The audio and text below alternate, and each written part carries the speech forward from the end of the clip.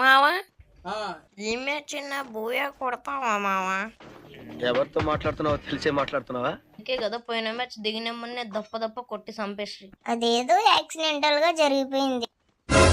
ఎవడో కొడుతున్నాడు, వాడు ఎక్కడున్నాడు అబ్బా? పైన కనబడతలేడు. ఆగో కింద ఉన్నాడు. ఈయన అబ్బా ఈ ఇటుకల నుంచి బయటకు వస్తున్నా తెలుసు. నువ్వు రారా, నువ్వు బయటకు రా, నీకు హెడ్ షాట్ కొడతాను.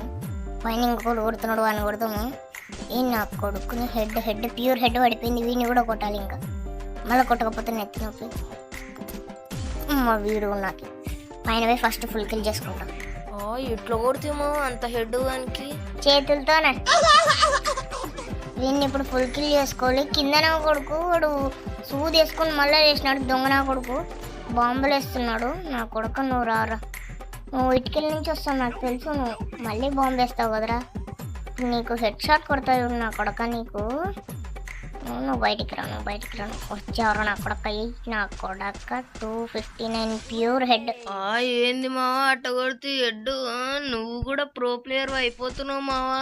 మరి నీలేక బాటగాన్ లేక ఉండమాటవా?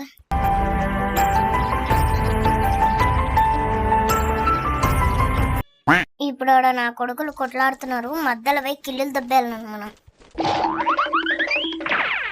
ఇంకొక్కడున్నాడు, వాడిని ఒక్కని కొట్టేసి ఫ్రీ బూయా 1 year కొట్టుకొని వచ్చి నాకు బూయా ఇచ్చినారు. థ్యాంక్స్ అన్న. వీడియో నచ్చింటే సబ్స్క్రైబ్ చేసుకోండి ప్లీజ్.